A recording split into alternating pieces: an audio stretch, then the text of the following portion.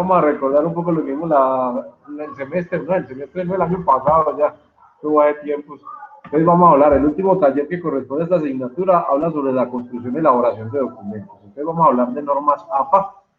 Vamos a trabajar con la última versión se salió a la luz el año anterior. Vamos a trabajar un poquito sobre ella. Entonces vamos a mirar y a recordar un poquitín. La idea es que ustedes tengan las herramientas necesarias para construir informes o documentos desde el punto de vista académico y desde el punto de vista profesional.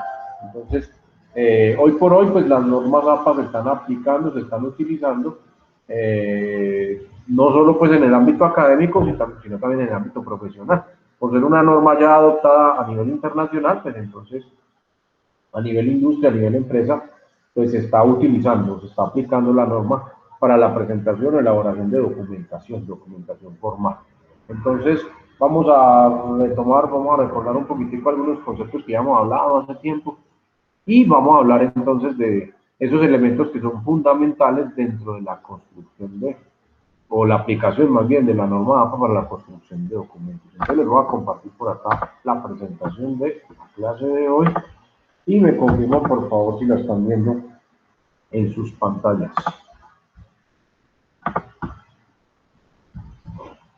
Listo, profe. Listo, entonces el año anterior, año 2020, entonces sale a la luz la nueva versión de la norma. La norma es la APA versión 7. Entonces, el año pasado habíamos hablado al principio del semestre, bueno, al principio del año, en el primer semestre, sobre la versión 6, ya hemos trabajado sobre ella en algunas clases de informática. Vamos a retomarla, pero vamos a actualizar esos contenidos respecto a la última versión. Entonces, pues, los elementos básicos los tengo distribuidos pues, en dos bloques. Hoy vamos a hablar de unos, los básicos elementales, y la próxima semana hablamos de otros. Entonces, para que tengan las herramientas suficientes, como les digo, para la elaboración de documentos aplicando la norma. Entonces, la norma en su versión séptima, en su edición número 7, aparece en el año 2020, o sea, el año pasado, a mitad de año apareció por allá la publicación sobre la norma. El por qué y por qué se utiliza, pues, el por qué o la justificación del uso de la norma, cuáles son sus características o virtudes básicas. Entonces nos dicen que, como le he repetido en diferentes ocasiones en esta clase, pues es fundamental la presentación de documentación que soporte un trabajo de investigación. Y ya lo generalizo, no solamente un trabajo de investigación. Por ejemplo, a nivel universitario, a nivel académico, ustedes deben de presentar informes, deben de presentar trabajos, y normalmente los docentes ya, como norma general, están utilizando la norma APA. Entonces, a la hora de usted hacer una presentación formal de un trabajo, una tarea o algún documento a nivel académico, pues debemos cumplir con la norma. Si usted va a presentar un trabajo de investigación, por ejemplo, usted hizo su trabajo de grado, su tesis de grado, sea en pregrado o sea porque hizo una especialización o hizo una maestría o un doctorado, pues igualmente ese documento debe elaborarse bajo la norma APA. Ya es, como les digo, una generalidad que se está adoptando a nivel global. Algunos estudiantes dicen, profe, pero es que cuando estaba en el colegio a mí me enseñaron que era la norma y contexto, y la norma y contexto es una norma nacional. Y algunos institutos, algunas instituciones educativas, algunas universidades, pues aún todavía la trabajan y la validan. Depende mucho, pues, de el enfoque, la proyección que se le está dando al trabajo. Entonces, por lo general, ya pues por decir en la mayoría de los casos, las universidades le exigen a sus estudiantes que utilicen, que apliquen la norma APA. Nos dice por acá que la excelencia en la escritura es crítica para el éxito de muchas actividades académicas y profesionales. Entonces, aquí, desde el punto de vista escolar, académico, pues ya es vital para ustedes. Y desde el punto de vista profesional también. Porque, ejemplo, usted quiere presentar un proyecto no tiene que ser de investigación, pero pues, si usted quiere presentar un proyecto, usted quiere licitar, por ejemplo, usted quiere licitar en algún ente o con alguna empresa o con algún ente del Estado. Entonces usted concursa en la licitación, que es el concurso, para poder presentarse, pues debe llevar su proyecto. Entonces, eso es un informe escrito, usted no va a poder desplegar pues todo su proyecto, tiene que presentar un documento donde soporte su idea de proyecto. Y entonces, pues hoy por hoy exigen a nivel profesional, usted es la empresa XYZ Contadores y quiere licitar con el Estado para desarrollar o para llevar las cuentas del municipio, no sé qué, bueno, inventando aquí cualquier cosita, entonces usted pasa su proyecto y es estudiado por los diferentes entes o por las diferentes personas encargadas de esa licitación. Entonces, pues a nivel académico y a nivel profesional ya se hace necesario la escritura desde el punto de vista formal, utilizando entonces ya como norma o como regla casi que general el estilo APA. Entonces, por eso es básico y es fundamental. Nos dice que el estilo APA es un conjunto de pautas, lo que dice es una serie de reglas, son pautas para la comunicación académica clara y precisa. Todo gira en torno a esto. Debe ser clara, la norma apunta a la claridad en el documento y a la precisión, que ayuda a los autores, tanto nuevos como experimentados, a alcanzar la excelencia en la escritura. Ojo, les reitero otra vez, el escrito no es para mí, el escrito es para otras personas. Cuando usted presenta un proyecto, no lo presenta para usted, lo presenta para la empresa con la cual quiere trabajar o con la cual quiere licitar. Y allá van a haber otras personas que se van a encargar de leer ese documento. Entonces ese escrito no es para mí. Si fuera para mí, yo lo escribo como yo lo entiendo y no hay ningún problema. Pero ese escrito es para que otras personas lo lean y lo comprendan. Entonces por eso la gran importancia aquí, que la norma nos lleva a la claridad y a la precisión en el documento. Y eso pues facilita la lectura, el análisis y la toma de decisiones para las otras personas a las cuales yo estoy dirigiendo el documento. Entonces, acá nos dice, no importa si somos nuevos, apenas vamos arrancando en la universidad, o si ya somos experimentados porque ya tenemos una formación anterior que nos dio fuertes bases para esto, o a nivel profesional o a nivel laboral, pues nos ha tocado trabajar fuertemente con esto, no importa, la norma se aplica y la norma es básica y es fundamental. Por ejemplo, yo en semana tengo muchos estudiantes que laboran en empresas y están encargados en la parte técnica, pero muchas veces tienen que presentar o enviar informes a la parte comercial, desde la parte técnica. Entonces, nos volvemos muy operativos, somos muy buenos haciendo las cosas, pero a la hora de rendir informes o de construir o elaborar documentos que den cuenta de lo que estamos haciendo, se les dificulta mucho. Entonces, particularmente, por ejemplo, con mis ingenieros de semana, con ellos, muchos de ellos ya tienen formación técnica o tecnológica y están laborando, activamente están laborando, y trabajan en empresas, sobre todo en la parte operativa. Pero resulta que de la parte administrativa o de la parte comercial, constantemente les están solicitando documentación y esa documentación pues debe ser formal, porque es una documentación interna de la empresa y no es para ellos. Ellos dentro de su lenguaje técnico y dentro de lo que ellos manejan, pues entienden, pero resulta que esa documentación es para el gerente, o es para el jefe de departamento, o es para el área comercial. Y ellos allá, pues lógicamente tienen otro tipo de formación y no van a conocer muy en detalle el lenguaje operativo que ellos utilizan. Entonces, se les dificulta muchísimo la construcción y elaboración de un informe sencillo, pues, un informe. Algunos de ellos también me han comentado pues, de la experiencia que han tenido, algunos han tenido, pues, ofrecen soporte técnico a clientes, a grandes clientes. Por ejemplo, hay varios estudiantes que trabajan en una empresa de comunicaciones de Pereira llamada Mediacommerce, que se encarga pues de ofrecer servicios de conectividad web. Anteriormente era Cable Unión, pues los que tenían cable hace unos años atrás, Cable Unión de Occidente, que eso se transformó y se cambió. Ahora llama Mediacommerce y ellos están enfocados pues a los servicios de conectividad a internet. Y ellos manejan, pues su gran fuerte son las empresas, las grandes empresas. Entonces las grandes empresas solicitan que les pasen proyectos para, no sé, para un tramo de fibra óptica o no sé qué más. Cosas pues como por ejemplo eso, una instalación de una red, un acceso a red por satélite. Entonces, ellos son operativos, los estudiantes que yo tengo, ellos saben cómo hacer la conectividad, cómo configurar los equipos y todo eso, pero desde la parte comercial les piden a los muchachos, bueno, pero necesitamos llevar un informe, necesitamos soportar eso que ustedes van a hacer, hay que presentarlo de forma formal. valga la redundancia, con una documentación. Yo tengo que mandar desde la parte comercial una propuesta a la empresa, a nuestro cliente. Y esa propuesta, pues yo no la puedo hacer de boca con lo que usted me diga, yo tengo que mandar una documentación. Y como ustedes son los expertos en ese campo, entonces, pues ustedes son los que tienen que hacer las claridades. Entonces, normalmente delegan esa responsabilidad de la documentación sobre la parte operativa, sobre la parte técnica. Y entonces a ellos se les dificulta mucho eso, y a ellos se les da muy duro este cuento. Desde el punto de vista contable, también podremos encontrarnos todos los ejemplos que ustedes quieran. Entonces, una cosa es ser operativo, realizando o desarrollando las actividades contables típicas pues, de su formación, y otra cosa, pues ya será formalizarlo, aunque como les he dicho muchas veces, pues el contador en su resultado final lo tiene que presentar en documentos. Pero pues una cosa era presentar ante los balances y presentar los estados de pérdida y ganancia, esas cosas.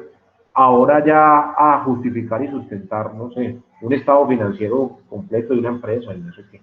Incluso las mismas dinámicas de las empresas pues de hace 20 o 30 años atrás son muy diferentes a las de ahora. Entonces, pues nada, eso es muy distinto.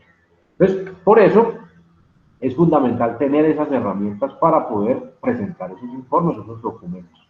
Nos dice aquí que esta norma es utilizada por millones de personas en todo el mundo y nace desde la Sociedad Americana de Psicología. Esta sigla APA es American Psychological Association. Entonces, desde la Sociedad Americana de Psicología surge o nace y empiezan a dar unas pautas o unas normas para la construcción clara y precisa de documentos, que luego, posteriormente, son adoptadas a nivel global por muchas otras áreas del conocimiento dedicadas a la investigación y después pasa a ser parte de una herramienta fundamental desde la parte educativa, de la parte académica.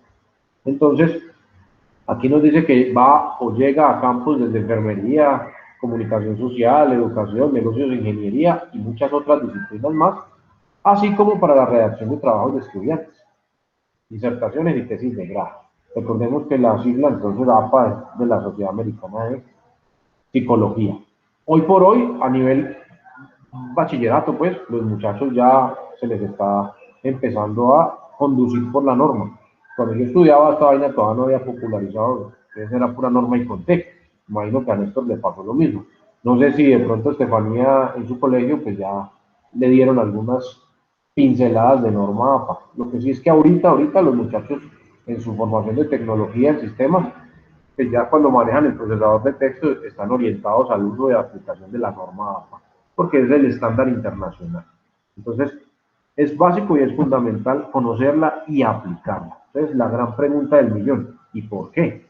¿Por qué debemos conocerla? Y entonces nos dice que el estilo de normas APA proporciona una base para la comunicación académica efectiva, porque ayuda a los autores a presentar sus ideas de forma clara y concisa, nuevamente, organizada. Y nos da una uniformidad. Entonces nos permite una estandarización, por decirlo así. Cosa que si yo lo escribo aquí o lo escribo en la conchinchina, pues tenga la misma estructura, tenga los mismos parámetros. Entonces, si yo reviso una tesis aquí en Colombia, aquí en Cartago, en la sede de Cartago, una tesis de grado de un estudiante de contaduría, tenga exactamente la misma estructura que si lo hiciera en la sede principal de Medellín, o que si lo hiciera en, no sé, en la Sorbona, en París.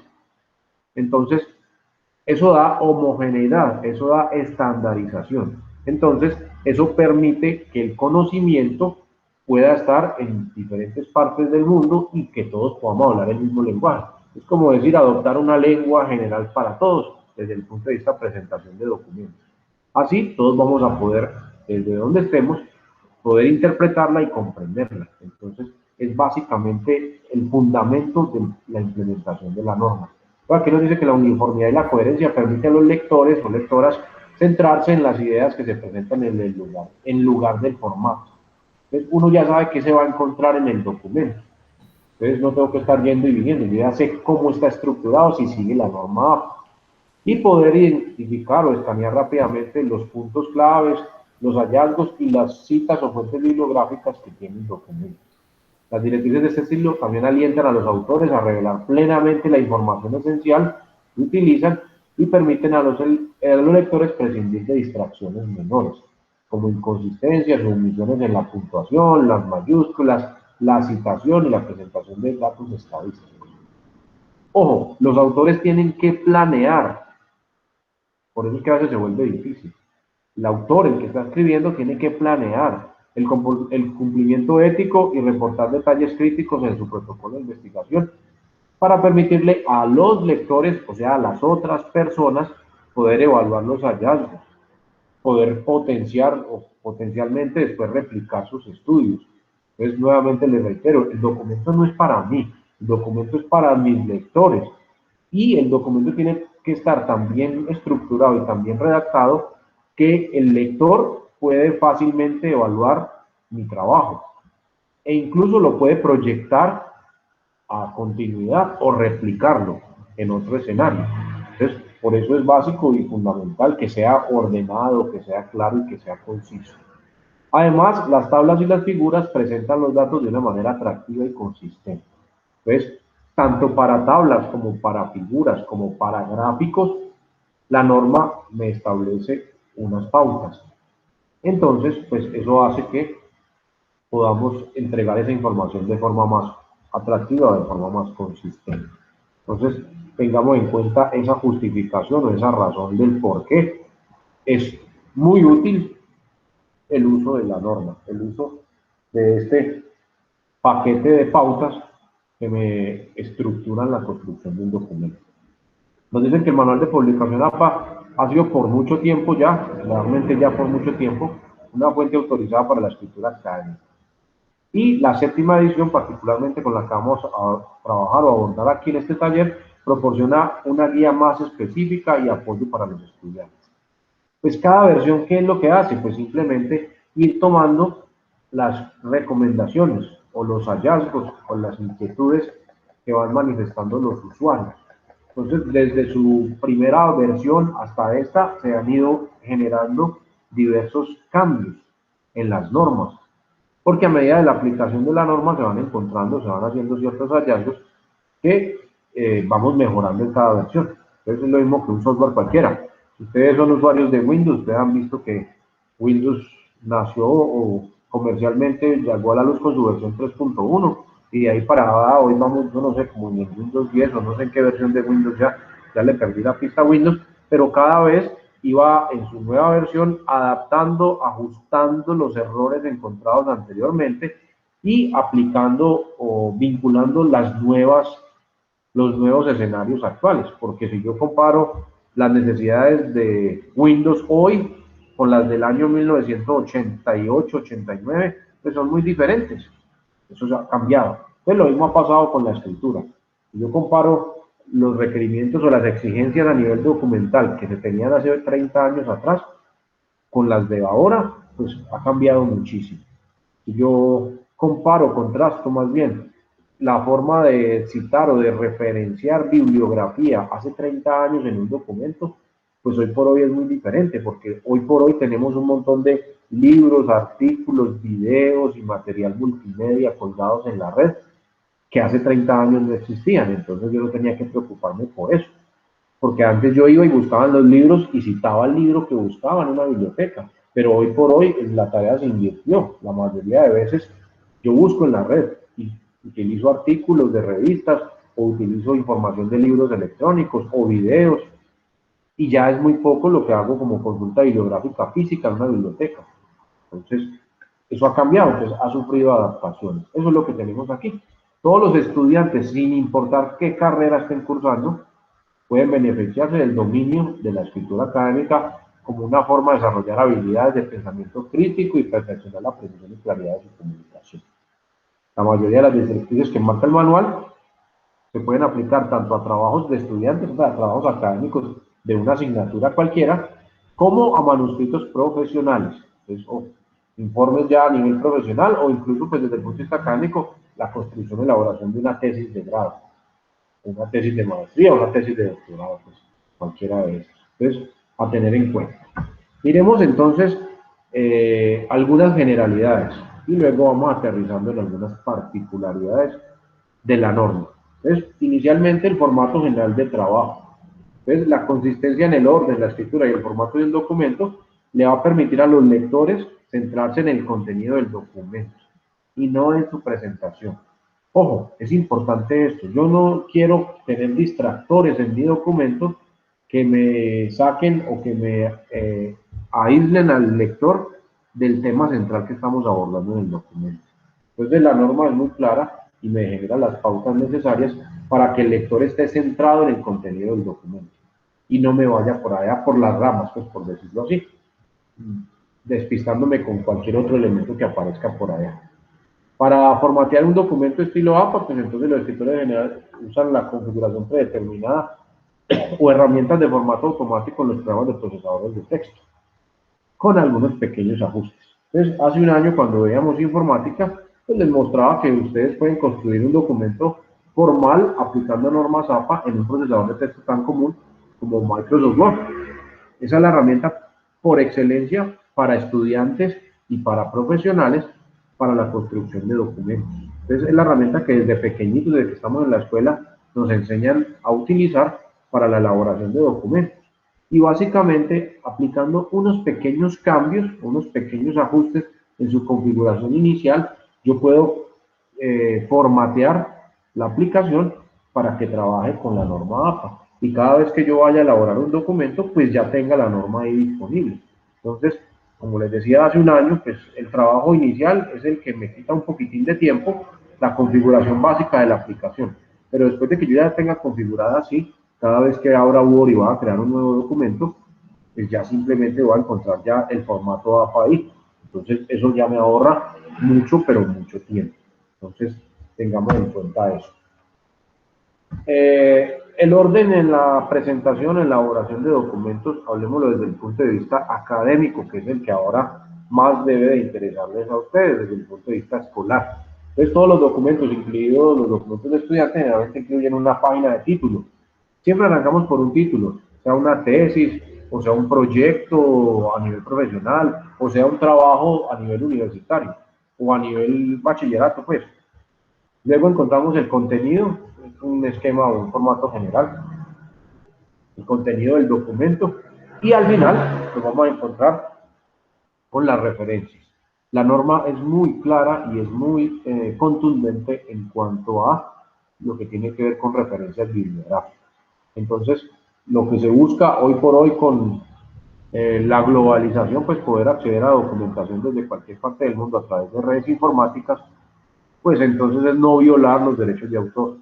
Entonces, como hoy queda tan fácil verificar y comprobar un escrito a nivel herramientas informáticas, entonces es básico y es crucial, es un elemento fundamental de la norma, todo lo que hace o todo lo que está vinculado con las referencias de la bibliografía. Adicionalmente, pues podemos incluir tablas, figuras, gráficos, ecuaciones, fotografías, pues imágenes como tal, dentro de los trabajos. Pues todo depende de la tarea que estamos construyendo o elaborando. Los trabajos de estudiantes generalmente no incluyen resumen, a menos de que se solicite.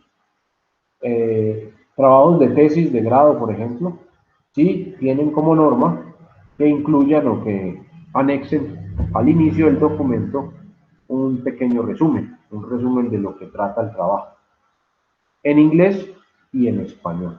Entonces, ahí sí, pues los que no manejan la segunda lengua o los que no manejamos la segunda lengua, nos toca recurrir a Google, su traductor, o si tenemos algún amigo pues que maneje la segunda lengua, entonces que nos haga la traducción.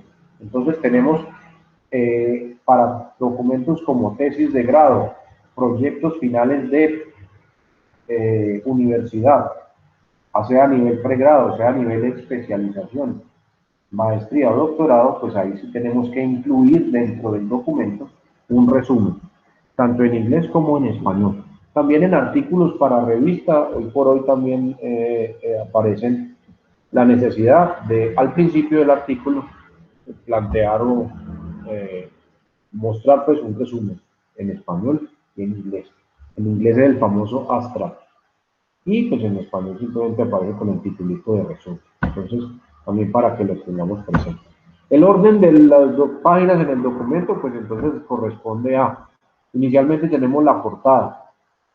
Si es un trabajo de aula, pues un trabajo de una asignatura, pues solo necesitamos portada, no necesitamos contraportada. Si es una tesis de grado o un trabajo final de proyecto de pregrado, pues necesitamos portada y contraportada. Nos exigen normalmente la norma utilizar las dos, que son básicamente las mismas, solo que en la segunda, en la contraportada, aparecen los nombres de los asesores o de los profesores asesores o de las personas que asesoraron el trabajo de grado, como la única gran variante ahí con respecto a la portada. El resumen o astra, lo que les decía, si es un trabajo académico, una materia de cualquiera dentro de la formación profesional, pues lo más probable es que no se la requieran, no se la soliciten. Pero para trabajos ya como tesis de grado, como les digo, trabajos o proyectos finales de pregrado, pues sí es necesario y hay que colocarlo. Luego vienen los textos, pues, o el contenido como tal, la estructura formal del proyecto. Algo parecido, bueno, algo parecido no, realmente la pauta nos lo da el segundo taller que vimos, que era la teoría del método. Entonces, una introducción, una justificación, una descripción de la problemática, unos objetivos, un marco teórico, bueno, en general un marco referencial, me aparece el marco teórico, el marco conceptual, el marco legal, el marco ambiental, el marco tecnológico, todos esos elementos que hacen parte ahí inicialmente. Luego viene la parte de la metodología, entonces, donde describimos qué tipo de investigación se va a hacer, cuáles son las variables, cómo vamos a recolectar la información, cómo la vamos a tabular, cómo la vamos a procesar. Luego la descripción de las actividades de campo que se hacen. Y por último, la presentación de los resultados obtenidos en esas prácticas de campo para concluir finalmente pues, con las conclusiones o para rematar con las conclusiones y recomendaciones. Entonces, a eso hace referencia pues ese texto o contenido dentro del documento. Finalmente tenemos, nuevamente les reitero, las referencias, todo el soporte bibliográfico que utilizamos para la construcción de nuestro documento. Y puede ser periódicos, revistas, libros, tanto físicos como electrónicos. Puede ser una película, puede ser una noticia radial, puede ser un audio compartido en alguna plataforma en internet, puede ser un video que encuentren en diferentes portales. Bueno, una página web, bueno, muchas. Tenemos ya hoy por hoy una gran variedad de opciones para, o de fuentes más bien, para utilizar bibliografía. Entonces, al final, pues debemos de hacer esa referencia. Algunos, dependiendo cómo lo trabajen, al final hacen una lista de notas a pie de página, al final del documento, y otros, para no tener que estar yendo hasta el final, cada vez que quiera revisar una nota al pie, pues normalmente nosotros, por lo menos en nuestro entorno, acostumbramos colocar la nota al pie al final de la página. Entonces, para ubicarnos la nota al pie, es cuando yo estoy leyendo un texto y me aparece un numerito ahí como un subíndice. Cuando yo miro abajo en la hoja, encuentro ahí el numerito y ahí me hacen la claridad a qué se está refiriendo o a qué, una aclaración de lo que están hablando ahí. Entonces, normalmente en nuestra idiosincrasia lo usamos así, pero también puedo generar al final del documento una lista con las notas de pie de página. Esa es más extraña, pues por lo menos encontrarlo en nuestro contexto. Casi siempre lo hacemos en la misma página donde estamos trabajando al final de la página. Entonces aparece como un pie de página en la hoja, las notas de pie de página que tenemos. Entonces, en los libros escritos, pues en los libros físicos es muy común encontrarlos. Es muy común encontrarlos esos. Son unos numeritos, subíndices o superíndices, perdón. Unos numeritos que van apareciendo al final de los párrafos, donde si yo necesito dar una claridad mayor o una explicación más, la puedo hacer ya no dentro del documento, sino por acá abajo. Y normalmente esas notas de pie de página aparecen con una letra más chiquitica. Son letra chiquitica, mucho más chiquitica que la convencional dentro del documento. Y van numerados. Entonces, nota 1, nota 2, nota 3, esas cosas. También, pues lo que les digo, podemos hacer uso de tablas, figuras, gráficos, fotografías, imágenes dentro de nuestros documentos. Dentro de nuestros documentos. Y si necesitamos o si requerimos una sección final de apéndices, Ejemplo, usted elaboró una encuesta para recopilar la información. Entonces, se recomienda desde la norma, pues, no poner la encuesta dentro del texto contenido del documento. Usted la cita, usted dice, según la encuesta 0001 aplicada a tantas personas, entonces ahí coloca entre paréntesis y la notica, ver anexo 1, por ejemplo. Entonces, el anexo 1, ahí está la encuesta, que era una encuesta de 20 preguntas, entonces allá al final del documento aparecen las 20 preguntas con sus respectivas opciones de respuesta. Es más, muchos incluso, cuando aplican la encuesta, digitalizan los resultados, o si la hacen en forma virtual, a través de herramientas de Google, por ejemplo, por poner un ejemplito, entonces le toman el pantallazo y lo agregan al documento, todas las respuestas. Es que para hacer más gordo el documento, que para gastar más papel en últimas. Entonces, si yo apliqué 50 encuestas y el formulario era de 2 páginas, van a ser 100 páginas dentro del documento con las 50 encuestas. Yo no necesito mirar encuesta por encuesta, yo necesito mirar los resultados obtenidos, o sea, la tabulación de las mismas. Entonces, algunos se ponen de vivos que para que el libro quede más gordo, de colocar en los apéndices todas las respuestas que se resolvieron. Entonces, pues no, nada, eso es simplemente ganas de gastar papel ahí. Entonces, pues nada, eso no se recomienda. Algunos lo hacen. ¿Que puedo colocar una sola, la encuesta vacía? Sí, para tenerla ahí como referente, para saber qué fue lo que preguntó y cuáles eran las opciones de respuesta. Entonces, en los apéndices hacemos eso. Digamos que estamos utilizando dentro del marco legal, no sé, un decreto, una resolución, una ley. Pues yo no voy a poner la ley completa como la saco de la página del ministerio que corresponda dentro del documento. Yo simplemente la nombro, la menciono, la cito y en los apéndices la puedo colocar. Así, entonces para consultar la norma, veas el apéndice D o el apéndice 2 y entonces así se coloca todo el texto. Ya el que quiera consultarla o ahí lo mira, pero no se convierte en un elemento distractor dentro del texto contenido del documento. Muchos acostumbran poner eso acá. Uno les dice, no, no ponga a meter esa vaina ahí. Y si yo necesito consultar la ley, voy y la busco en internet. O si usted la quiere poner en su documento, póngala al final, en los apéndices. Pero no me la ponga dentro del cuerpo del documento, porque eso genera distracción. Entonces me quedo yo leyendo la ley, que sí, tiene una relación con el proyecto, pero me salgo del contexto de lo que estoy haciendo. Lo que a mí me importa realmente fue lo que usted hizo. Y la ley usted no la hizo. Usted la está utilizando porque se hace obligatorio tener ese marco legal, pero no para vincularlo dentro del cuerpo del trabajo, dentro del cuerpo del documento. Entonces, normalmente se colocan en los apéndices. Entonces, citamos la ley no sé qué de no sé cuándo, entonces la ponemos a dar, la podemos aplicar, porque usted considera que es básico que el lector conozca esa norma. Entonces, la ponemos dentro de los apéndices, no dentro del cuerpo del documento.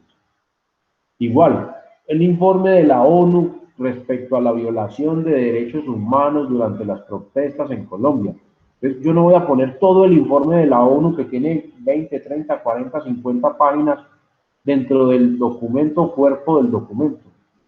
Y quiero, porque considero que es muy importante que la gente tenga esa información y de pronto es difícil acceder a ella, entonces la coloco como un apéndice. Dentro del documento hago la relación. Entonces, en alguna parte del documento va a aparecer. Entonces, según el informe de la ONU año 2021 de violación de derechos humanos durante las protestas en Colombia, vea ese informe apéndice C, entonces ya, o apéndice 3. Entonces, pues ya el que lo quiera ver, viene y se mete en la parte final de los apéndices y la revisa. El que no, no. Si yo lo pongo dentro de mi documento, se puede convertir en un elemento distractor.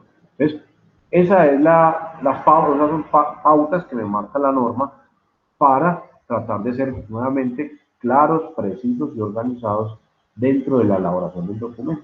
Entonces, esta es una forma o una descripción general de el orden del documento.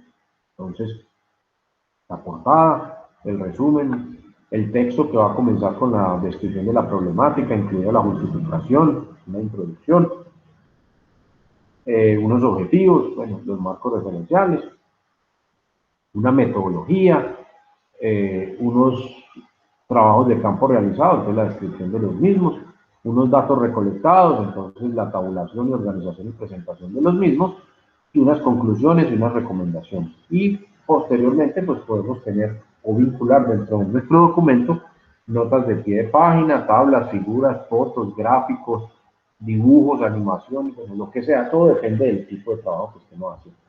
Y al final, pues una lista de apéndices. Entonces, por ejemplo, dentro de mi trabajo de campo, digamos que desde el área mía, pues como docente, pues yo pongo a los estudiantes a resolver un ejercicio. Y es fundamental dentro, bueno, o es muy importante dentro del trabajo mostrar los resultados o los procedimientos que hicieron los estudiantes.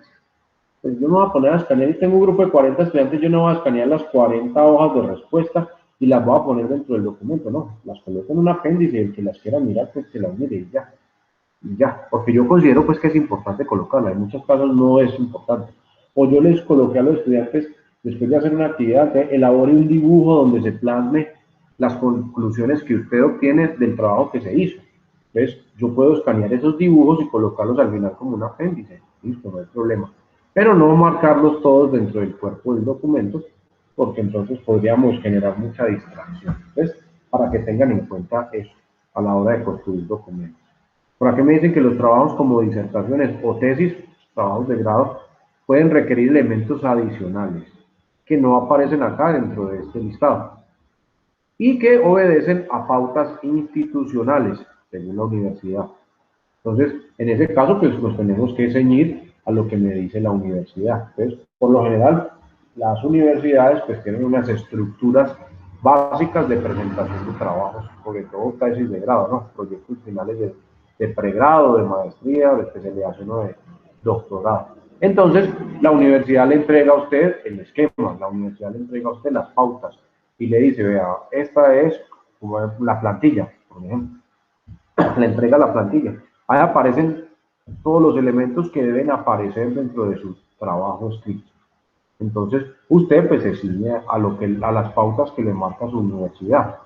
Entonces, según ahí vamos a encontrar que tenemos estas, pero podemos tener otros elementos adicionales. Por ejemplo, en algunas utilizan agradecimientos, una página al principio donde dice agradecimientos, o dedicatoria. También la podemos, eso depende del formato que maneje la universidad. Entonces, miren que aquí no aparece en este listado, pero que podemos trabajarlas y vincularlas según las pautas que me marque la institución, que me marque la universidad. Entonces, por lo general, las universidades entregan la plantilla del documento, donde aparecen todos los aspectos que tienen que contener el documento que se va a entregar. Entonces, para que lo tengamos presente, esas que están ahí marcadas son generalidades. Cosas puntuales, entonces les decía, y esto no cambió respecto a la nueva versión. Los márgenes del documento, ojo, todo el documento debe tener las siguientes márgenes. 1 pulgada por los 4 costados, superior, inferior, izquierdo y derecho. 1 pulgada equivale a 2,54 centímetros. En su configuración del procesador de textos, hablemos de Word, por lo general, él trae esa configuración básica. Por lo general, puede que no. Se puede simplemente ir y revisar a través de las opciones de configuración de página en el apartado márgenes, cuáles son las márgenes que tiene. Si las tiene, listo, entonces ya sabe que por configuración inicial siempre, cuando crea un documento nuevo, le aparece con esas medidas, con esas márgenes. Si no, usted simplemente las configura y abajo en la ventana hay un botón que dice establecer configuración como predeterminada. Y cada vez que usted abra un nuevo documento en Word, le va a salir con esas márgenes. Entonces, tengan mucho cuidado, tengan muy en cuenta eso, porque si yo arranco y no me fijo en las márgenes, al final, cuando termino y vengo a configurarlas, el documento se empieza a descuadrar todo. Entonces, es vital, cuando vamos a comenzar un documento nuevo, aplicar estas configuraciones básicas. Entonces, primero, márgenes. 1 pulgada por los 4 costados, superior, inferior, izquierdo y derecho. O su equivalente en centímetros, normalmente está configurado el editor de texto en centímetros, 2,54 por los 4 lados. En caso, ya ahora no es tan común, antes era más común, de que tengan que entregar, que su trabajo sea una tesis de grado, y la tengan que entregar en físico. Entonces, la tienen que mandar a encuadernar, la tienen que mandar a argollar, tienen que mandar a empastar, dependiendo de las normas de la universidad.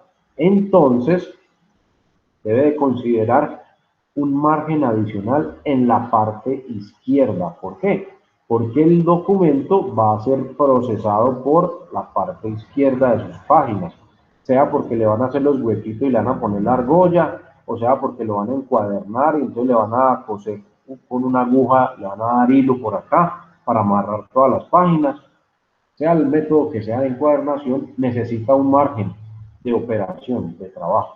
Entonces la norma nos dice que si el trabajo o el documento va a ir entregado físicamente, por ejemplo, empastado o encuadernado, entonces el margen se va a ampliar y ya no va a ser de 2,54, sino que le vamos a agregar un poco más, ya no va a ser de 1 pulgada, sino de 1,5 pulgadas, o en centímetros de 3,81 centímetros, para tener un pequeño margen más acá para el trabajo de encuadernación. Si es un trabajo digital, pues se tiene que mandar simplemente el documento digital, no necesita eso. Si usted va a presentarlo en hojas suelticas, no necesita esa marca. Entonces, para que lo tengan ahí presente, solo en el caso donde tengamos que entregar el documento físico encuadernado, como si fuera un libro, pues con tapa, con pasta, con carátula y todo eso. Entonces, le anexamos 0,5 pulgada más al margen izquierdo. Ya vamos de 2,54 pues a 3,8 centímetros, solo por el costado izquierdo. Arriba, abajo y en la derecha queda lo mismo. Solo se le regala un poquitico más en el costado izquierdo. Y listo. Eso pues no ha variado con respecto a la versión anterior. Dentro de las fuentes encontramos unas que yo ya les mencioné el año pasado, cuando estábamos en informática. Yo les decía, las dos fuentes por excelencia son Arial y Tiny Roman, pero tenemos un catálogo un poco más grandecito, dependiendo del procesador de texto que estemos utilizando. Entonces la norma en su versión 7 me dice que tiene una variedad de fuentes para la construcción de documentos. Y dentro de ellos hay dos grupos grandes. Uno se llama las fuentes tipo sans serif, dentro de las cuales aparece Calibri, que es una básica del procesador de textos Word, Arial, que es otra también básica dentro del procesador de textos Word, y una que llama Lucida Sans Unicode, que también es básica, bueno, esta ni siquiera del procesador, esta es básica de Windows. En general estas tres son básicas de Windows, del sistema operativo. Y el procesador de textos las adopta como sus fuentes o sus tipos de letra esenciales dentro del grupo sans serif, la categoría sans serif. Acá aparecen los tamaños de la letra. Entonces, si yo utilizo Calibri, la voy a manejar en 11 puntos. Si yo manejo Arial, la voy a manejar en 11 puntos. Y si manejo Lúcida, la manejo en 10 puntos. ¿Por qué? Porque este tipo de letra es un poco más grande, tiene un poco más de cuerpo, pues más altura que las dos anteriores. Entonces, por eso la puedo manejar con un punto más pequeño, porque el tamaño va a ser proporcional a estas otras de acá. Si la manejo en 11 puntos, de pronto la va a dar mucho más grande que estas de acá. Entonces, estas tres dentro del grupo o la categoría sans serif, fuentes básicas que encontramos normalmente en cualquier procesador de texto. En cualquier computador vamos a encontrarnos estas señoritas. Dentro del segundo grupo que se llaman las serif, entonces está la Tiny Roman, tamaño 12, la Georgia, tamaño 11, y algunos documentos implican mucho desarrollo matemático y hay un editor de texto que maneja muy fácilmente el lenguaje matemático, pues las fórmulas, las ecuaciones y todo eso, que se llama LaTeX. Ojo, no necesariamente tiene que ser de matemáticas, yo puedo manejar cualquier tipo de documento ahí, en LaTeX. Es una herramienta profesional para la construcción de documentos. Se tiene mucha aplicación en ella cuando trabajamos matemáticas, porque se hace necesario la escritura de fórmulas y ecuaciones matemáticas. Entonces, las herramientas y el manejo que le da esta aplicación a esas fórmulas matemáticas, pues es mucho más fácil que el que se hace, por ejemplo, en Word. Entonces es mucho más fácil escribir ecuaciones o fórmulas en látex que en Word. Y el manejo de las mismas, las herramientas que me ofrece, son mucho más potentes que las de Word. Entonces, esta es otra aplicación, látex, que se utiliza bastante en la elaboración de documentos. En esa aplicación, el tipo de fuente o el tipo de letra que se utiliza se llama Computer Model de 10 puntos. Entonces, exclusivo para esto. En procesadores como Word, entonces manejamos Tiny Roman a 12 puntos, o Georgia a 11 puntos, o Arial o Calibri a 11 puntos, o Lucida a 10 puntos. ¿Cuál utilizo? Cualquiera. La condición es esta. Debemos usar la misma fuente en todo el documento. No es que una parte aparezca en Arial y otra por allá en Times. O una parte la usé en Calibri y luego pasé a Lucida. Y por allá al final utilicé Georgia. ¿No? Todo el documento debe quedar escrito en el mismo tipo de letra, incluyendo portadas, incluyendo bibliografía, incluyendo apéndices, todo va a quedar en el mismo tipo de fuente, en el mismo tipo de letra. Configurar la letra, pues para ustedes es elemental, pues dentro de una aplicación como Word. Entonces ahí no hay mucho pues, que decirles o que mostrar. Por norma y por regla, tanto en la versión anterior como en esta, la normatividad APA me dice que maneje un espacio entre líneas doble, espaciado doble espacio entre líneas. Es lo que dice la norma. Yo les decía hace un año, pues eso genera un espacio muy grande entre los renglones, es lo que me dice la norma. Algunos sugieren usar espacio y medio para no agregar o tener tanto espacio entre un renglón y el otro. Pues depende mucho también del tamaño del documento, qué tan grande va a ser. Entonces, pues nada. La norma me marca doble espacio, pero en algunas ocasiones pues yo les recomiendo usar espacio y medio, para que no quede tan separado. Y se aplica en casi todas las partes, bueno, lo que tiene que ver dentro de los contenidos de texto como tal van así. En citas de bloque, números de tabla y figuras, y listas de referenciadas. Aquí dice que no agregue espacio adicional antes o después de los párrafos. Con el espacio entre líneas es suficiente. Muchos acostumbran cuando terminan un párrafo dar 2 veces enter para dejar una línea vacía. No, con este espaciado es suficiente.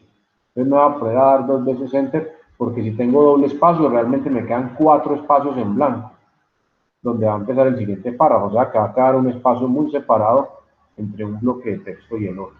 Entonces tengámoslo aquí. No dicen no agregue ningún espacio adicional ni antes ni después de los párrafos para que no se generen esos huecos o vacíos dentro del documento. Es más que suficiente con un doble espaciado entre las líneas o entre los renglones. En Word tenemos el interlineado, que es donde marcamos esto, elemental. Hay algunas excepciones donde no aplico ese espacio. Entonces, ejemplo, en la página de título no debe colocarse doble espacio. Entonces, para que lo tengan ahí presente. Entonces, acá simplemente me dicen, bueno, la norma que dice, inserte una línea en blanco a doble espacio entre el título y la línea del autor. Para trabajos profesionales incluye también al menos una línea en blanco a doble espacio sobre las notas de los autores. Doble espacio al resto de la página de la portada. Entonces, acá hay algunas excepciones que se encuentran dentro de la página del título. En las tablas, por lo general, yo no le aplico dentro del formato de la tabla espaciado doble, porque me va a quedar mucha separación entre una fila y otra. Me queda muy separado. La tabla se me hace muy grande. Entonces nos recomiendan, trabájelo a un solo espacio o espacio y medio. Es que un doble espacio en una tabla es demasiado. Es mucho espacio que queda libre entre fila y fila en la tabla. Entonces, normalmente lo hacemos a un solo espacio. De pronto hasta espacio y medio, pero ya doble es muchísimo. Todo depende pues del diseño que usted está utilizando para mostrar la información. Pero el doble espacio es mucho en una tabla, es muchísimo espacio. Entonces, téngalo presente. En las figuras, gráficos, pues son figuras, las palabras dentro de la parte de la imagen, recuerden que todas las figuras, al igual que todas las tablas o todos los gráficos, deben de llevar un título y deben de llevar una fuente de donde se obtuvo. Y deben llevar una numeración, un consecutivo, figura 1, figura 2, figura 3, o tabla 1, tabla 2, tabla 3. Y adicional, después del después del número, tabla 1, casos activos de COVID-19 en Cartago Valle, debe llevar un título. La figura igual. Entonces, fotografía que muestra el panorama actual de el río La Vieja. Entonces, debe llevar un título. Siempre debe llevar un título, tanto las tablas como las figuras. Entonces, allá no vamos a utilizar ese espacio doble para la escritura de esos títulos de tablas y figuras. Úselo simple, se lo recomiendo para que no ocupe tanto espacio. O en su defecto, manéjelo a espacio y medio. Doble espacio es demasiado, es muchísimo. Entonces, también téngalo ahí presente. Igual sucede con las notas a pie de página. Entonces, no le aplique todo ese espacio, aplíquele espacio sencillo. Igual, eso es un texto chiquito que queda en la parte inferior. Usted le empieza a aplicar doble espacio y pues va, en algunas ocasiones, aparece dentro de la página más espacio ocupado por las notas de pie que por el mismo texto. Entonces, a las notas de pie de página no le coloque todo ese espacio. 2 espacios es demasiado, es muchísimo para una nota de pie de página. Entonces, utilice el espacio sencillo o utilice máximo pues el espacio medio. También cuando estoy trabajando con fórmulas o ecuaciones, se recomienda no utilizar el espacio doble. Entonces, dependiendo de la característica de la fórmula, entonces yo puedo utilizar espacio triple o espacio cuádruple. Por ejemplo, yo tengo una fracción, entonces es mejor usar 3 espacios o 4 espacios incluso, para no ir a confundir una ecuación con otra. Si ustedes miran los libros de matemática o de contaduría, donde aparecen fórmulas matemáticas dentro del libro, normalmente la ecuación tiene un espacio considerable de separación entre sus párrafos anterior y siguiente, para no ir a confundirle esa fórmula con otras. Entonces, acá se recomienda usar un espacio mucho mayor que incluso al de las líneas de texto. Triple o cuádruple espacio entre línea y línea cuando estoy trabajando con ecuaciones o fórmulas matemáticas. Entonces, estas son algunas excepciones al espaciado. De resto, todo el documento debe llevar ese tipo de espaciado. Alineación del párrafo y sangrías. Entonces, la norma me dice, el texto todo tiene que ir, según la norma, alineado a la izquierda. Nosotros fuimos muy dados o fuimos muy enseñados o acostumbrados a justificar. Justificar es lo que ustedes ven acá con este párrafo, que todos los renglones tengan el mismo tamaño. El primero, el segundo, el tercero. El último termina ajustado a la izquierda, pero los demás tienen el mismo tamaño. La norma dice no. Que ve más bonito. Sí, eso, y nosotros fuimos acostumbrados a eso. Para nosotros estéticamente se ve más bonito, porque nos acostumbramos desde pequeños con eso. Ahora la norma dice, bueno, la norma siempre me ha dicho, no, eso no tiene por qué ir así, eso va alineado a la izquierda.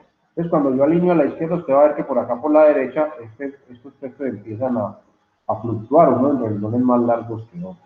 Pero es lo que me dice la norma, entonces pues debo de seguir. Por acá me dice, deje el margen derecho desigual, lo que estoy diciendo, o irregular.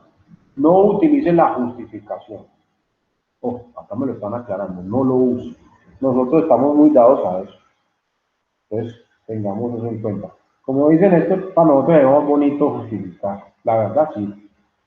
Y para nosotros es más bonito justificar. Nos dice también, no inserte guiones o saltos manuales en palabras al final de la línea. Cuando estamos en la escuela y aprendimos a escribir, las profesoras normalmente de lenguaje nos decía, papi, si no le alcanza el renglón cuando llegue a la margen para escribir la palabra, ponga un guioncito y pásese al siguiente renglón y termine de escribir la palabra. Acá me dice la norma que eso no lo haga, no inserte guiones o saltos manuales en la palabra al final de la línea. Sin embargo, es aceptable. En algunos casos es aceptable si su procesador de textos lo coloca en forma automática. Sobre todo cuando estoy manejando hipervínculos, que son los enlaces a páginas web, que son muy largos. Si usted copia una dirección de una página web, que es todo una sola línea y no cabe en el renglón, se tiene que brincar al siguiente renglón. Incluso hay algunos que ocupan 3 o 4 renglones. El procesador de texto normalmente coloca el guión de forma automática al final de cada renglón. Pero si no es así, por ejemplo, yo estoy escribiendo acá, no use la justificación. Entonces, a mí aquí arriba me cabía la jus. Yo le pongo el guión, le doy enter y bajo tificación completa, no. Si no le cabe, entonces deje que el programa solito se encargue de bajarse de renglón para que le escriba la palabra completa y no use esos guiones. Entonces, eso en cuanto a la alineación. Siempre vamos por la línea izquierda, por la alineación izquierda. Dentro de la sangría, recuerden que la sangría es un margen adicional al margen de la hoja. Y la norma me indica que cada inicio de párrafo, ojo, cada inicio de párrafo debe de contener una margen adicional. Esa margen adicional se llama sangría. Aquí me dicen, debemos colocar una sangría en la primera línea de cada párrafo. Primera línea de cada párrafo. A media pulgada, o sea, de 1,27 centímetros, con respecto al margen izquierdo del documento. Por lo general, con la tecla tabulación que está en su teclado, en su computador, la tecla Tab, cuando usted la hunde, el espacio que él se corre es S, media pulgada. Pero si usted quiere estar seguro, se puede meter en la configuración de párrafo y allá donde dice sangría, usted verifica o comprueba que esa tabulación es de ese tamaño o es de ese espacio. Si no lo es, usted ahí lo puede configurar. Entonces, en formato de párrafo, usted puede acceder y mirar. Y si es, pues no tiene que cambiarlo. Como les digo, normalmente por configuración inicial básica de Word, la tiene. Cuando usted hunde Tab, él se mueve por la parte izquierda, exactamente media pulgada. Si no es así, pues usted lo puede modificar y lo puede cambiar. Configurar para que le quede con esta medida. Ojo, la norma me enfatiza la primera línea, o sea, el primer renglón en cada párrafo de texto debe tener esa sangría en primera línea. Ya les muestro por dónde sale, porque ya lo habíamos hecho creo que el año pasado cuando vimos informar. Pero aquí me dice use la tecla de tabulación, o es más, configure el formato de párrafo para que coloque párrafo de primera línea, sangría de primera línea. Y le damos a media pulgada. Aclaración, por favor, no use la barra espaciadora para crear sangría. Algunos se paran acá y como tengo que dejar un espacio, entonces le dan espacio, espacio, espacio, espacio, por ahí 4 o 5 veces. Acá me dice, por favor, no haga eso. Eso no lo contempla la norma. Utilice la tecla de tabulación o utilice la sangría de párrafo que se encuentra en las opciones de párrafo para aplicarle esas configuraciones. Algunas excepciones. No aplique esta alineación y esta sangría a la página de la portada. La página de la portada no lleva sangría y tampoco va alineado a la izquierda. Si ustedes miran las portadas, todas van centradas. Entonces, ahí no aplica. No aplique ni la alineación ni la sangría a las etiquetas de sección. Esas etiquetas de sección van configuradas según el nivel del título. Entonces, por ejemplo, resumen, referencias, introducción, justificación, objetivos. Entonces, estas deben estar centradas y en negrita. Nada más. No deben ir alineadas a la izquierda y no deben de ir con sangría. Dependiendo entonces el nivel del título. Entonces, estos son títulos principales, o sea, de nivel 1. Ya lo vamos a recordar ahorita. Esos van en negrita y centrados. Hay otros que son títulos de nivel 2, de nivel 3, 4 y 5. Entonces, dependiendo del nivel, van a ir alineados a la izquierda, van a ir en negrita, van a ir en cursiva o van a tener sangría. Pero eso ya es dependiendo del nivel del título. Pero en los títulos principales de nivel 1 van centrados y van en negrita. Entonces, no cumple lo de la sangría y no cumple lo de la alineación. El resumen, en apartado de resumen y astra, cuando está en inglés, entonces dice que la primera línea del resumen debe quedar a ras, no debe llevar sangría. Lo mismo en el astra. El resumen y el astra no llevan la sangría. Sí van alineados por la izquierda, pero no llevan sangría. Comillas de bloque. Entonces, cuando yo estoy haciendo una citación dentro de un documento, usando comillas, porque la citación es muy larga, supera las 40 palabras. Cuando yo hago una citación dentro de un texto con más de 40 palabras, debo de colocarla entre comillas. Resulta que la norma me establece una pauta donde debo de colocarle una sangría a ese tipo de citación. Entonces, no le voy a sumar la sangría que me dice la norma a la que me está marcando la configuración básica. Entonces, tengámoslo en cuenta. Y no debe llevar al inicio del párrafo de citación esa sangría de primera línea, sino que ya todo el texto citado entre comillas va a ir con la sangría. La próxima semana hablamos de esas citaciones y ahí se los muestro. En los encabezados, al principio de las páginas, tampoco debe aparecer, o tampoco pues es una excepción a la sangría de primera línea y a la alineación que se utiliza. En los encabezados, en el caso de que el documento lleve encabezado. Cuando estoy nombrando y referenciando tablas y figuras, tampoco cumplen con esa pauta que me da la norma, son una excepción. Entonces no necesito alinearlo, como dice la norma, ni mucho menos aplicarle la sangría de primera línea.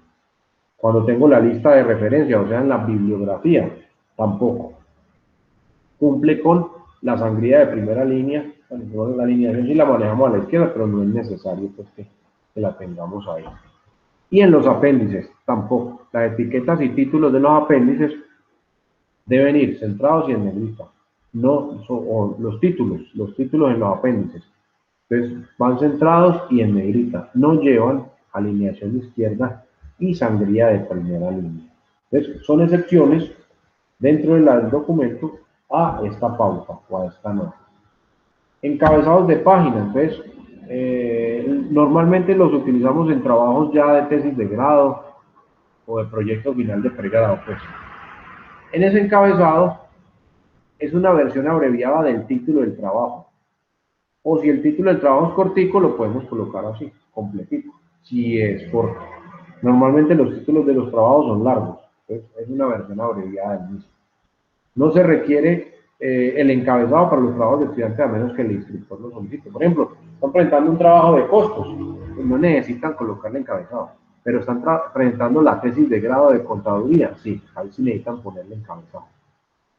En los trabajos normales de una asignatura no es necesario poner encabezado. ¿Qué lleva el encabezado? Pues por un lado lleva el título abreviado o si es corto, el título completo del trabajo. Y por el otro lado, normalmente aplicamos el número de la página. Entonces, arriba aparece el título del documento y acá sobre la parte derecha del encabezado aparece el número de página. Entonces, numeramos las páginas en el encabezado en la parte derecha. Arriba a la derecha. Entonces, en ese encabezado aparece el título completo si es cortico o abreviado si es largo del proyecto o del trabajo y el número de la página. Eso es lo que debe de ir en el encabezado del documento. Por acá me dan algunas pautas para colocar o aplicar un encabezado pues, dentro del documento. Entonces, escriba el encabezado en mayúsculas. Asegúrese de que el encabezado no tenga más de 50 caracteres, contando espacios, contando comas o signos de puntuación, bueno, incluidos los espacios y los signos de puntuación. Entonces, no debe tener más de 50 caracteres, porque se vuelve muy extenso. Entonces, ojo con eso. Evite usar las abreviaturas en el encabezado, corto. Sin embargo, ojo, si el encabezado es cortico, entonces no use abreviaturas. Pero si el encabezado va a ser muy largo, hay que usarlas. Ahí sí no hay nada que hacer. Se puede usar el símbolo de ampersand, en lugar de la i. Algunos lo hacen por caché. En vez de colocar i, colocan el símbolo de ampersand. es este de aquí. Eso ya es entre gustos de diseño, ¿no? Dice que alinee el título con el margen izquierdo del encabezado y frente a él debemos colocar el número de la página alineado a la derecha. O sea que acá arriba va el encabezado y acá a la derecha va a ir el número de la página. Entonces, eso me dice la norma, tengámoslo presente. En caso de que el documento no lleve encabezado, pero sí va numerado, entonces va a aparecer arriba a la derecha el número de la hoja, el número de la página nomás. Si no necesita encabezado. Pero si lo requiere, entonces va a aparecer el encabezado alineado a la izquierda y por acá sobre el costado derecho vamos a encontrar el número de la página. Y finalmente, para terminar el día de hoy, antes de pasarme el favor, bueno, ya ni me va a alcanzar el tiempo. La próxima clase hacemos una práctica con Word. Entonces, los títulos. Les había mencionado hace un año que tenemos 5 niveles de títulos. Acá, en la séptima versión, se siguen conservando y respetando los mismos 5 niveles de títulos. Esos niveles los utilizo para identificar el contenido dentro de cada una de las secciones del mi documento. Dice que haga los títulos descriptivos y concisos. Los títulos que están bien formateados, los que tienen buen formato y claramente redactados, ayudan a los lectores a encontrar lo que buscan. Recuerden que una tarea es generar una tabla de contenido y esa tabla de contenido se va a generar en forma automática teniendo como referente los títulos que hemos creado dentro del documento. Entonces, a medida que vamos haciendo el documento, pues vamos configurando los títulos y al final, cuando he terminado, simplemente le digo a Word, genere la tabla de contenidos y él la construye. La construye basado en los títulos que encuentre dentro del documento. Entonces, hay 5 niveles de títulos en la norma APA. El nivel 1, que es el de mayor alto nivel, y es el que se utiliza como título para el principio de una sección. Y de ahí para abajo tenemos de nivel 2, nivel 3, nivel 4 y hasta nivel 5, que son subtítulos. Entonces, el nivel 2 es el subtítulo del nivel 1 y así sucesivamente.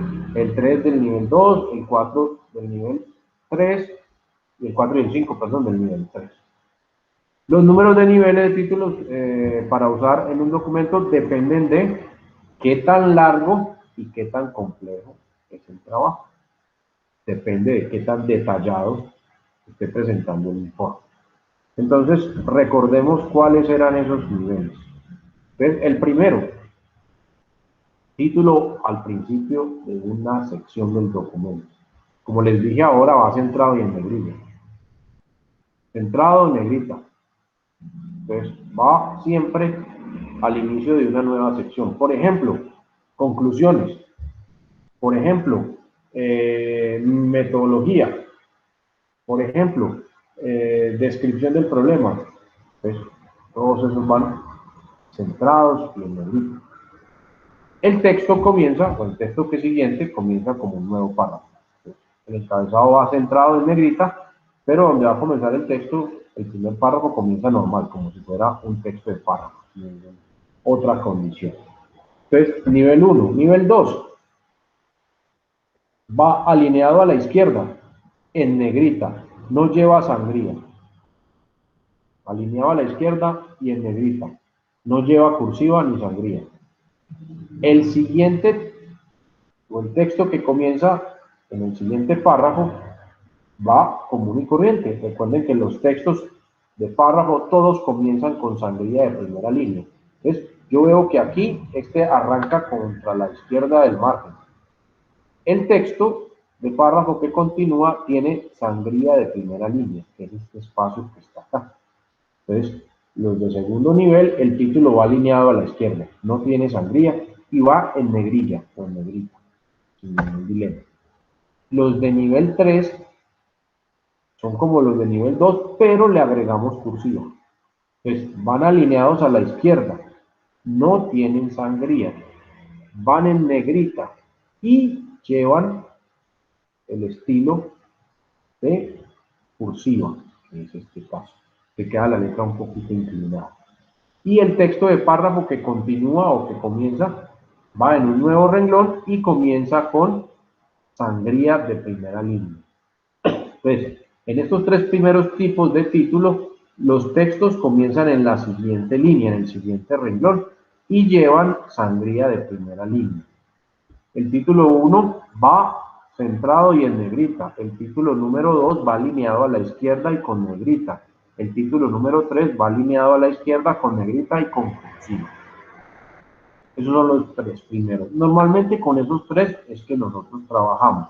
Pero si el trabajo es muy detallado y muy extenso, tenemos que hacer uso de los de cuarto y quinto nivel. El título de cuarto nivel, ahora sí, va alineado a la izquierda, pero le agrego la sangría. Va en negrita y no lleva cursiva. Entonces, ojo, este es un título de cuarto nivel. Se alinea a la izquierda, pero le anexo la sangría de primera línea. ¿Sabe? Que guardo este margen adicional. Le pongo negrita y no va con cursiva.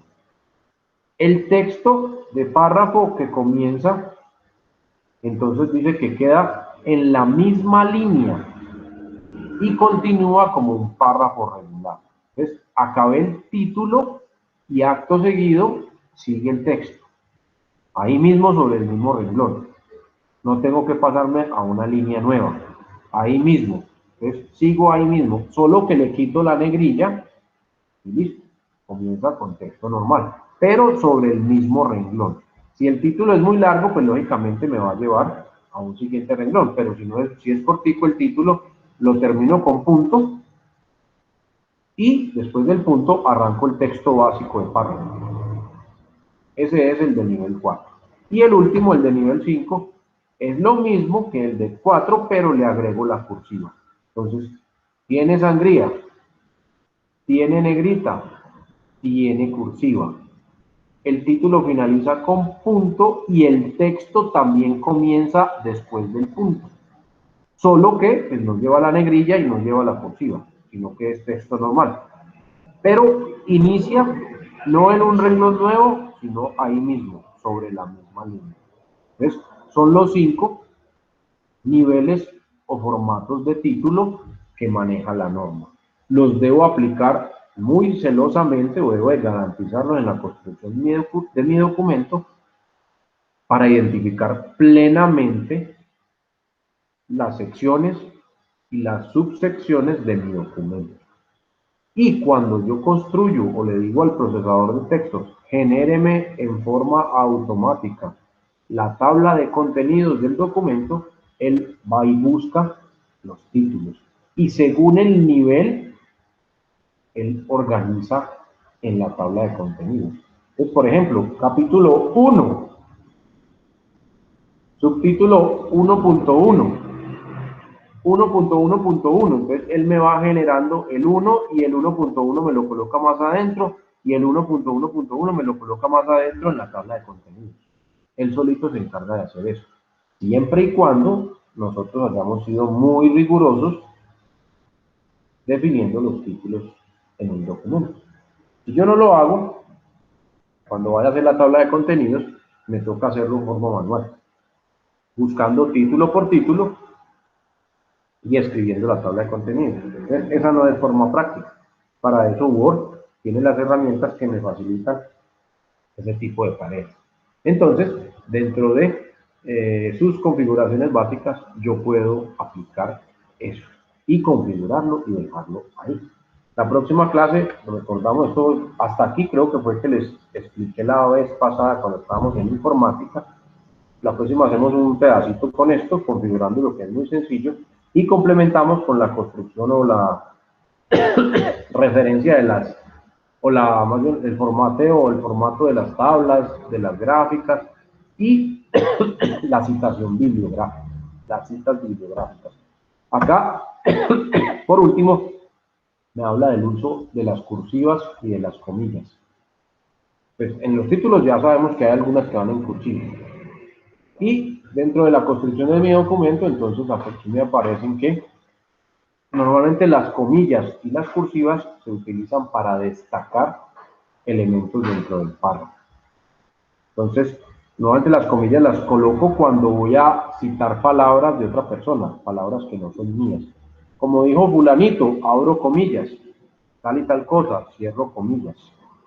Como dijo my president, abro comillas, así lo querí, cierro comillas. Es para destacar, para enfatizar, para destacar dentro del párrafo de texto. Y la cursiva también. Entonces aparecen algunos donde utilizamos la cursiva. Pero normalmente la norma me dicen, úselo si de verdad tiene importancia y relevancia dentro del documento. Acá en la última diapositiva aparece un estilo de portada para un documento. Entonces, la próxima semana hacemos en Word la portada de un documento, cómo va la estructura, y formateamos el documento aplicando lo que vimos hoy.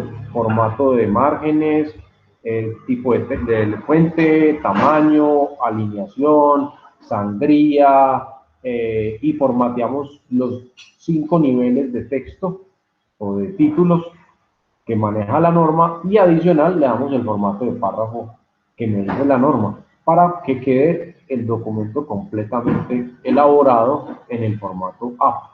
Y complementamos utilizando el formateo de las tablas, de las gráficas, de las figuras, dándoles nombre y dándoles fuente o origen, y citación bibliográfica. ¿Cómo podemos hacer citación?